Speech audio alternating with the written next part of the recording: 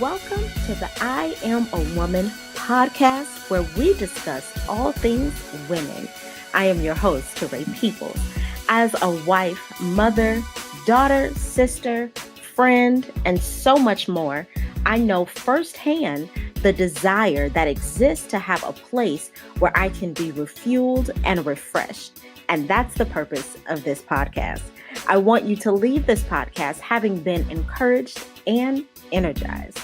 Together, we will discuss all things women, from love, life, family, and most importantly, God. We will allow ourselves to be real and discuss topics that have not been spoken on too often in order to allow us to be free. So join me on this empowering journey and let's discover the women that God created us to be. Hey fam, and welcome to the I Am a Woman podcast. I am so excited about today's interview. I'm excited about this woman-to-woman conversation. Today I have with me Pastor Janae Chapman. Can you please greet the family? How are you, Janae? Hello. How are you today? I'm doing great. I'm not the pastor. My husband is the pastor. Okay. I'm just Janae. Okay. But listen, we know that you give more support. You still deserve a title too. I mean, you give a lot of support to your husband. So I honor you for that. But today we are going to have a good conversation, ladies. All right. We're going to have a really great conversation, Janae. So I'm super excited about it. So we're going to get into a segment I like to call Your Story, Your Journey. So can you tell us a little bit about your testimony? How did you start? How did you get to where you are today? Let us know about Janae. Well, I grew up in Norfolk, Virginia, so I'm not an Omaha native, but Omaha is my home and my heart. Awesome. So I grew up in Norfolk, Virginia, in an urban setting. I attended, Ingleside Elementary, Lake Teller, Booker T. Washington. I know we have so many Booker T. Washingtons out there. Yeah. And it was an amazing experience for me. It had some ups and it had some downs. Dealt with a lot of stereotypes. Dealt with a lot of people that talked down to me, that were supposed to be leaders, teachers. But I also had teachers and mentors and just people that surrounded me, a support system that loved on me, that encouraged me to put that extra, foot forward or go and do what I needed to do. And that spoke life into me. Yeah. And after graduation, I decided to go to Virginia State University, which is a HBCU. Yeah. And go there and pursue education, and got my degree, and I was ready, and I jumped into the teaching field, and I realized that I wasn't ready. Wow. I realized that it was not just teaching, it was mentoring. It was every day going home exhausted because you're teaching. Yeah. But you're ministering to those little kids, you're ministering to those parents. Yeah. And so every day I struggled and I said, God, why would you put me in this position? Like, I'm not ready for this. Yeah. And so he was like, yes, you are. So he just kept giving me more and more children that needed that love and needed that support, those families that needed that support. I partnered up with my husband, Jonathan Chapman, and we did youth ministry in Virginia, and it exploded. Still doing the same thing, loving and supporting and counseling and teaching and mentoring. We came to Omaha, Nebraska, and the floodgates of our purpose opened up. Wow. The why. Yeah. Finally hit me to exactly what I was supposed to do here on earth, what God put me here to do. And as we moved here and we started our church on purpose, we started working in the community, and again, loving on people, counseling people, making sure that people are fine, and being our authentic self, not Yes. being fake, not being phony, but learning how to love people. And so that's what brought me, all the way here to find out what my why is. Yeah. Yeah. Is here to love, support, include people, making sure people have the resources that they need, making sure that they're spiritually fed first, Mm-hmm. and they're fed, Yeah. because Yeah. people can't hear you if they're not like physically fed. Yeah. So yeah, my why is so big.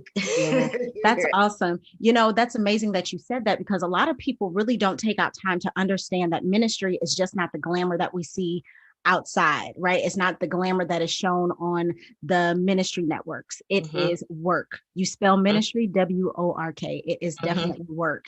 And the fact that you understood that your teaching job was more than just making a lesson plan and teaching what was in the book, but actually giving guidance to your students and really being that leader. I feel I've always said this, but this is an honest feeling. I know a lot of people say this, but I believe that teachers should be the highest paid Yes, profession on the planet. Let's think yes, about it. They're the yes, ones that are providing the knowledge that's going to set us up for success, right? Later yes, in life.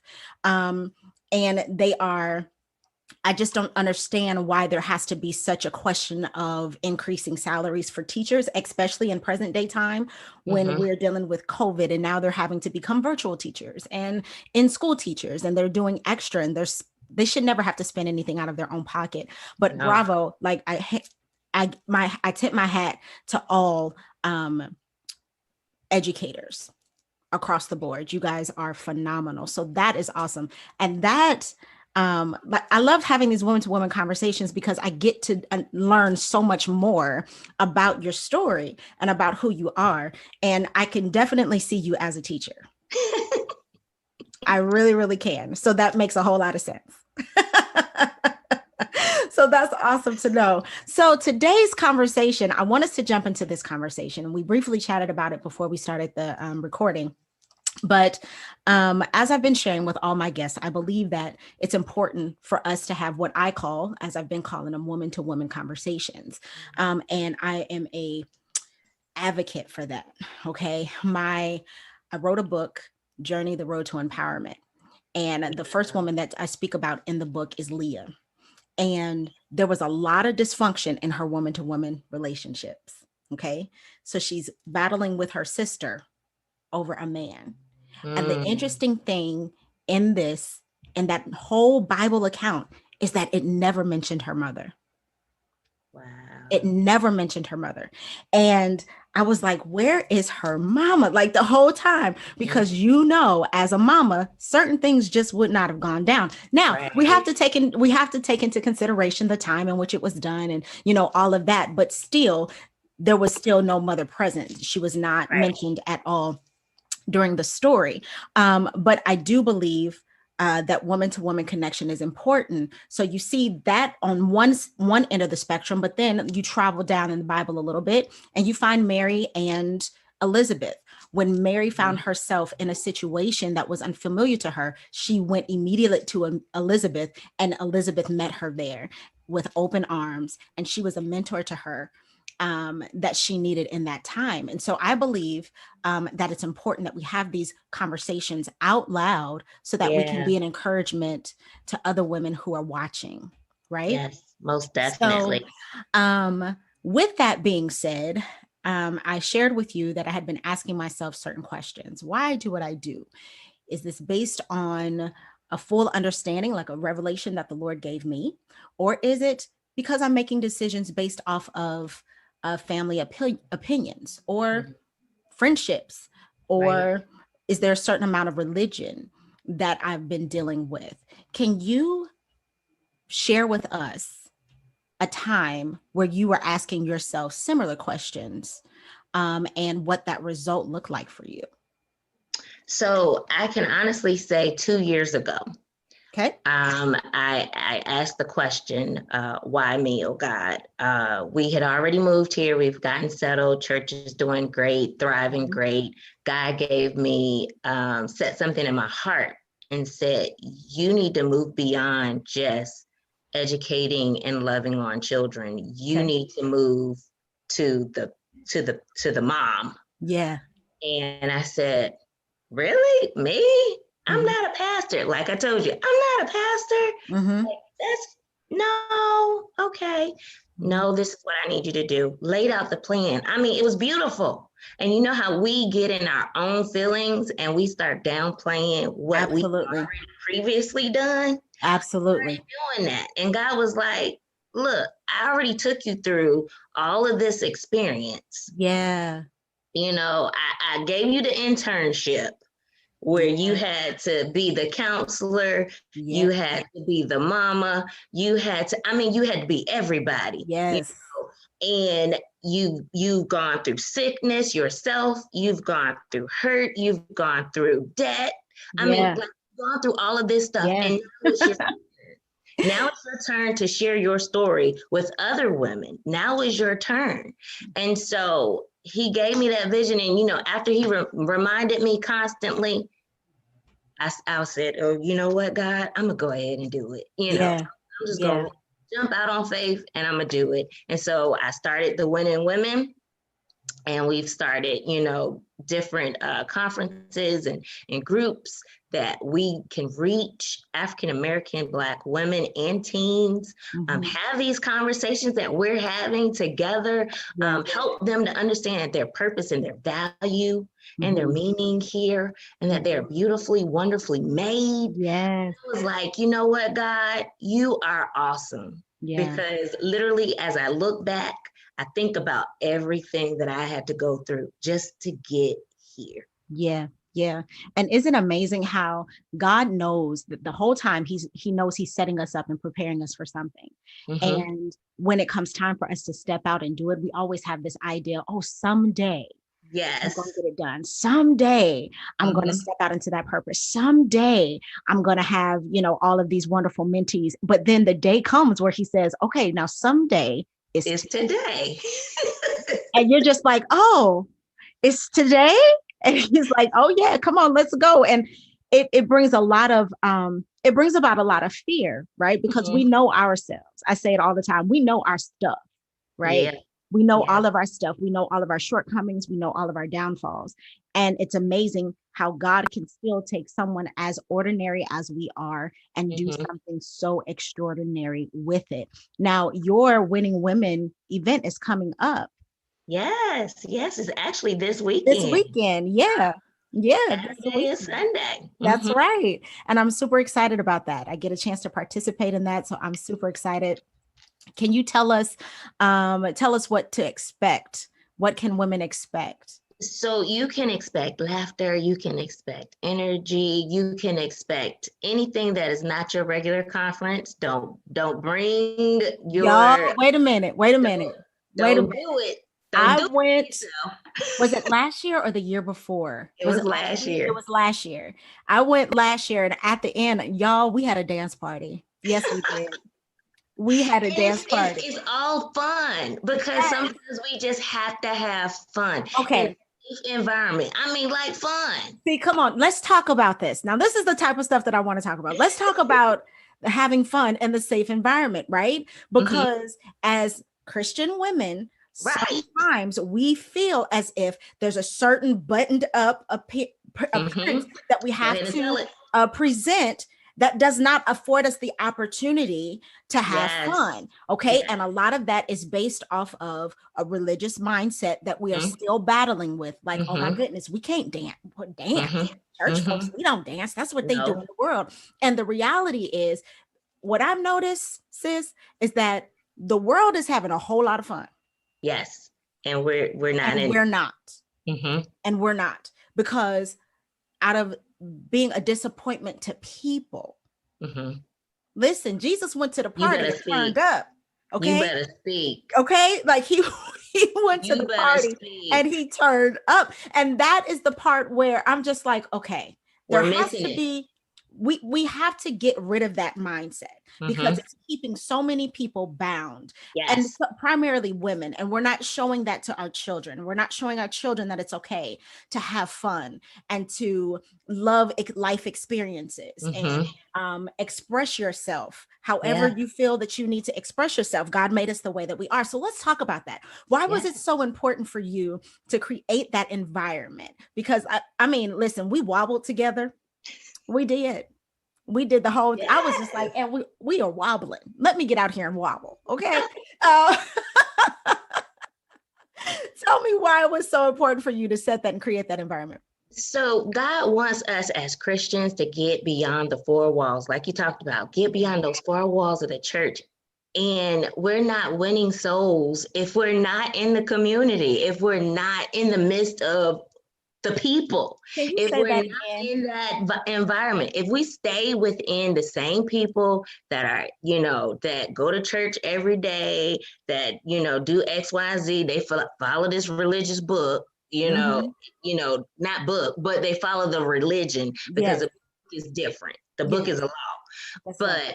But, we need to get out of that Yeah. and be able to go and reach people. And I felt like we needed to show that side of being, one, vulnerable, two, being relatable, and being able to build those relationships, because women need to see other women having fun and saying that it's okay to cry. It's okay to say, I'm not perfect. I'll tell you, I mean, any woman that knows me, I'll tell you, I'm not perfect. I strive to be, but Yes. I'm not. Yes. And so I want women to feel that when they come to the conference and feel like they're loved and feel like they're seen and feel like they're appreciated. So that's why we had the gala where we honored you last year. And each year we intend to honor different ladies that are in the community that are working hard, that aren't usually seen. They're real quiet with their extraordinary beautifulness. Word. But we bring those gems out so that other people can see how beautiful they are. Yeah. As well as bringing different community resources to the conference so that ladies can get those resources that we need, because we oftentimes don't take care of ourselves.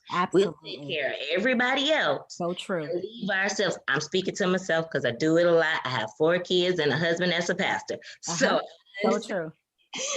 So true. just creating that environment and helping them to learn that they can laugh. Yes. Yes. And that's so important because our lives parallel a lot. She leads worship at her church, right? You lead worship. And I was praise and worship leader at my local church for 16 years. And the Lord recently called me away from that about a year and a half ago. And that was devastating to me, but that's a whole nother testimony, another story for another time. But and I'm married. My husband and I, we've been married almost it'll be 18 years in July, and we have 4 children. And I parent at every age right now. We have a 20-year-old, we have a 16-year-old, we have a 10-year-old, and we have an 8-year-old. And so we need to be able to give ourselves grace, Right. when we do not hit the mark every time, right? So I applaud you because I'm so glad that you are allowing and creating a space for women to know that it's okay and that they're not by themselves when they don't get it right. And it's okay to say that. I never heard so much the admission of mistakes, right? It was, you have to do it this way, do it this way, do it this way. But there was never an admission of, okay, baby, this is why I don't want you to do it this way, because what happened to me was X, Y, and Z, right? And there's so much power in that. The Bible says that we overcome by the blood of the Lamb and by the word of our testimony. And if I do not give words to my testimony, I'm not ever, no one else is ever going to be free from that. We are Right. free by the word of the testimony of Ruth and Naomi, Yeah. of Mary and Elizabeth. We are free because of them, because of that testimony. So I am very transparent with those that I mentor, Hmm. those that I come in contact with. My testimony starts, it doesn't start here, but my relationship with the Lord began here as Hmm. a 19-year-old pregnant college dropout, right? Yeah. And I had to learn how to maneuver from that place. And in that place, I suffered with um, an amount of depression, an amount of fear, a great amount of fear. Um, and it debilitated me for a very long time, where I felt like I wasn't able to move, because I didn't want to be an even greater disappointment. Right. Okay. So Yeah. um, That's sweet.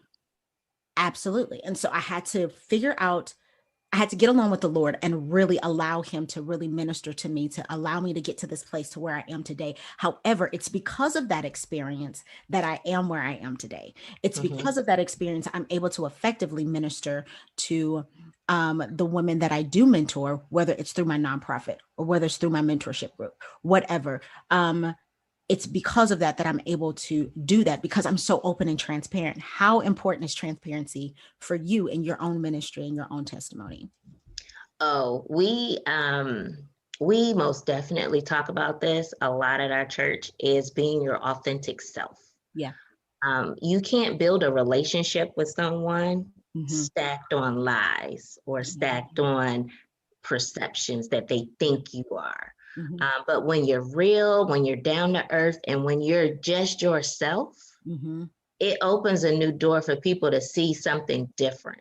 Oftentimes, first ladies get this stereotype, Hmm. and they get the looks of, oh, you can't talk to her, Hmm. type thing.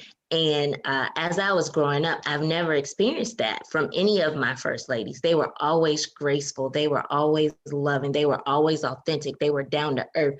I got to, go over their houses. I got to ride in their car. I got to do things with them. Okay. So I was like, when, God called Jonathan to be a pastor, I said, you know what? All right, God, you've given me all of these wonderful individuals and my mother and all of these other ladies in my life to show me what authentic looks like. Yes. Now it's time for you to be your authentic self. Yeah. And I'll say this and then I'll quit. One of my members always says to my husband, I wouldn't be at this church if it wasn't, for your wife. That's awesome. I met her in a serving capacity. She Hmm. wasn't sitting in front of, the church or anything like that. I met her and I saw her and I had to know who she was. And I was just like, me? Yeah. You know me? Yeah. Oh, Janae, you want to know me? And so I love on her all the time. But yeah, it's just all about being yourself, Yeah. being able to let your guard down just a little bit Yeah. so that people can kind of peek in to see who you are. Hmm. And then you're able to open it up just a little bit more so people can see and understand your story. Yes. They understand your story, they'll understand you. And when Absolutely. they understand your story and you, then they can see the testimony and they can see them somehow fitting within your testimony because they're like, hey, I went through that too. Hmm. I didn't turn out that way. So Hmm. maybe the next time, I go through a trial, I can try this. That's right. You know? That's right. Yeah, it is. I believe that it's important for whenever you're going through something, it's important for you to find someone who has gone through it Mm-hmm. and has overcome it, Mm-hmm. because they can give you a whole lot greater insight than Mm-hmm. someone who just is empathetic to what you're going through. You know what I Right. mean? And so I think it's important that we, and that can only happen if we are honest and open, Yep. and transparent. Michael Todd calls it hot. You say you got to be Yes. honest, open, and transparent. I like that. And Yes. so we have to be hot when it comes to our testimony. Mm-hmm. And we can't sugarcoat it, because Mm-hmm. people are dealing with real issues. Mm-hmm. They're dealing with real issues, and they have to know that the enemy wants you to believe that you're the only one. He Right. wants you to believe you're the only one that's going through it and you are completely out there on an island by yourself. But the more that I have these conversations, the more that I realize that we are more alike than we are different. And Mm-hmm. that my testimony has this little short white lady. Her name was Barbara Moses, and we called her Grandma Moses. She worked with Uh-huh. my mother, and she looked at me, and the one thing that she told me that literally, it's not that I didn't know it, but it was anointed in the moment that she gave it to me, which is why it had such an impact on my life. And she said, Teray, you only have to ask one person for forgiveness, and you only have to ask him once. And when she said that to me, That's it good. it literally, like, I could feel the depression lift. I could feel all of the weight that I was carrying. I could just feel it all drop off of me. And then in that moment, I was free. Mm-hmm. And the reason she said it with so much love and with so much compassion, um, it allowed me and afforded me the opportunity to pick up and keep moving forward. And that is important for us to share with other women that are coming up behind us. We need to let them know that it's okay, honey. It's Yep. okay. It's okay. But just as the word of God says, what the enemy meant for evil, God will use it Yes, for good. for our good, right? Yes. And I'm a living testimony to that. So that just excites me. I'm so excited about this conversation. I'm so excited to get to learn more about you. So let's switch gears just a little bit Okay. and let's just talk about motherhood. So Oh, wow. as you stated earlier, you are also your wife and you have 4 children. How old are your children? So I have a 9-year-old. Okay. I have a 9-year-old son. Then I have a 6-year-old daughter, Okay. and then I have a 3-year-old son and a little baby girl who's 1. Oh my goodness. Oh Yes, my boy, girl, goodness. boy, girl. Oh my goodness. Now, see, now your children are younger. Mine are a lot older, right? But what does it mean to you to be a mom? What does that mean to you? my first my first my first son, he came and he just brightened up my life. I never thought I could love someone as much as I did, Mm-hmm. and that God would entrust me with this little bitty, well, he wasn't little because he was 10 pounds, but Woo! with this girl, yes, but You with are this Shira.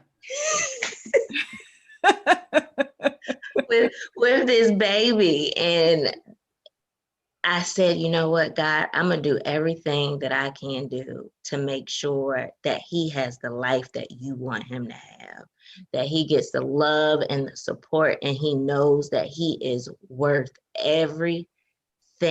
Yeah. And being that he was our first and he's a Black male, you Yeah. know, all of those thoughts start to come to your mind, and you're like, oh my God, I got a Black male. Oh my God, you know, Mm-hmm. when he gets older, I gotta have this talk and blah blah blah. Mm-hmm. I told God, I'm gonna literally put it in your hands. When I was holding him in my arms for the first time, I'm gonna put him back into your hands, because he's your son and we're just taking care of him. Mm-hmm. But then I said we had another one. And I said, oh my goodness, what am I going to do with another one? Like, how much love can I give? And amazingly enough, God gives you so much love. It's just like God. You're like, you love so many people, God. Like, you Mm-hmm. love them. And Yeah. so God gave me more love. And then we added on another one, and it just was more love. And then the last one, it was just more love. Yeah. I love being a mom. I love seeing our children grow. I love being able to have conversations with each of them separately, and Mm-hmm. us all together as a family over the dinner table, or we're sitting and watching movies together, or we're walking outside, or we're playing outside. I love being with my children and supporting them and letting them know every single day, every minute of the day, that you are worthy, Yeah. you are beautiful, Yeah. you are smart. Yeah. Like giving those affirmations, because that's how my mother and my father raised me. That's awesome. Like, given all of those things. So yeah, motherhood is a beautiful thing. I thank God every day for allowing me to be able to be a mother. That's awesome. That's beautiful. You know, I was thinking about what you were saying, how, you know, you dedicated, how you gave your son back to the Lord and said, I'm just going to give him back in your hands. I'll never forget. I was looking at my oldest daughter one day, and I was just, you know, oh God, my baby. Oh, my baby. And I was having this extremely dramatic moment like I tend to do. And the Lord, he reminded me of something. He said, Teray, she was mine before she was ever yours. Yes. And in that moment, it brought so much peace to me, because when I realized, yes, she's mine, but I only have her for a little while, but she's always been yours. Yeah. She's always been his. And because she has always been his, he has the very best in Mm-hmm. store for her. Mm-hmm. The very best in store Yeah. for her.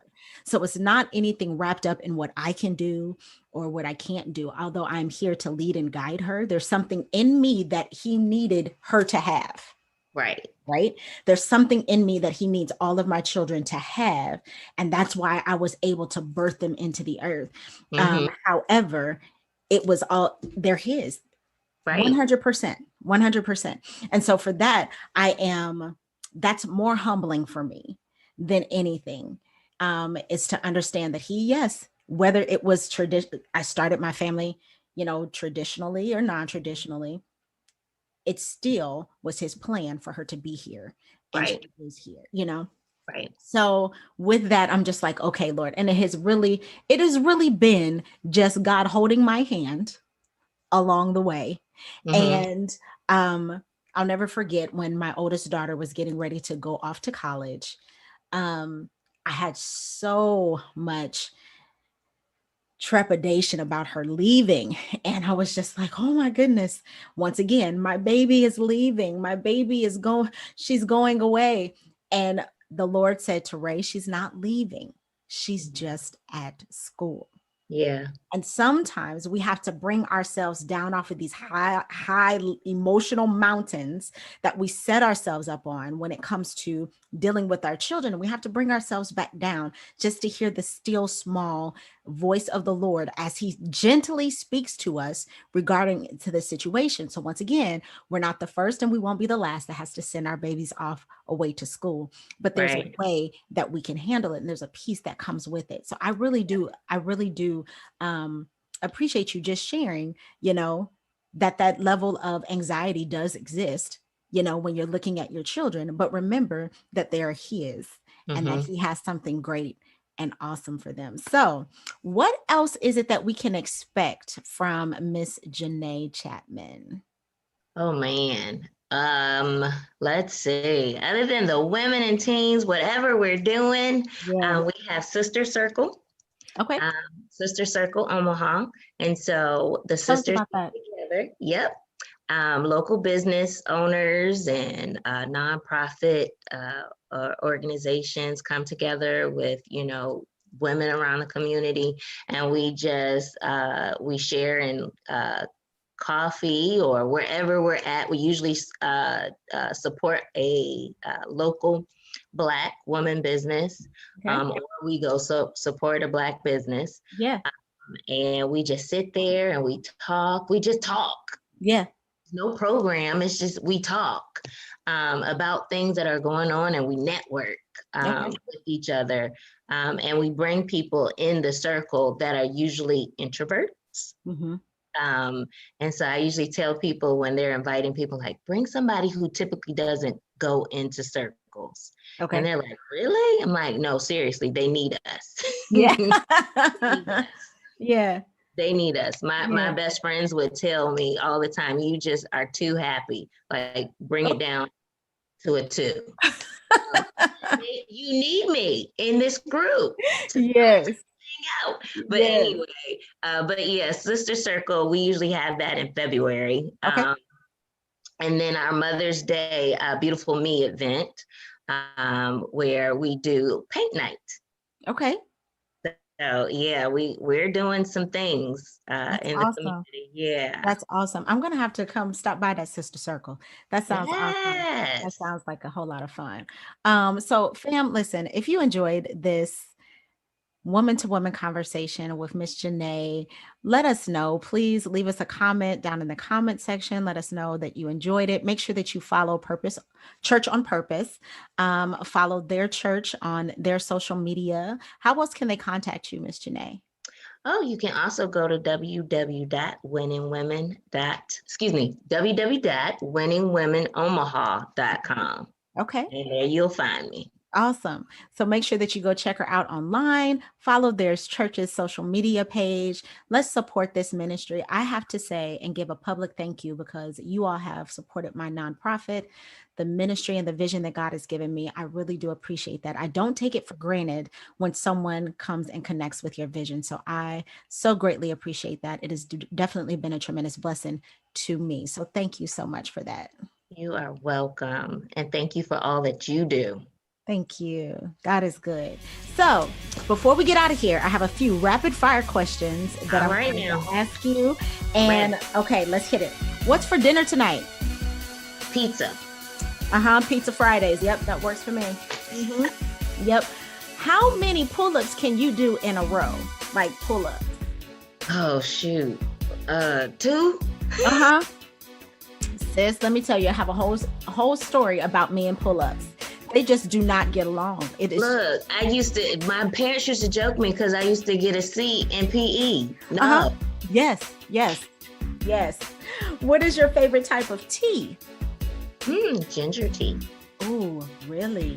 Now, do you add honey and sugar? Oh, yes. A little bit of honey and a little bit of sugar. Yeah. Okay, awesome. I'm not going to ask you that. What's the fastest speed you've ever driven in a car? 90. 90? Mm-hmm. Yeah. Mm-hmm. That was when I was a teen. Mm-hmm. Don't do it. Mm-hmm. Please don't do that. Don't do that. I can. My speedometer is C90. Yeah. So last question: cake or pie? Cake.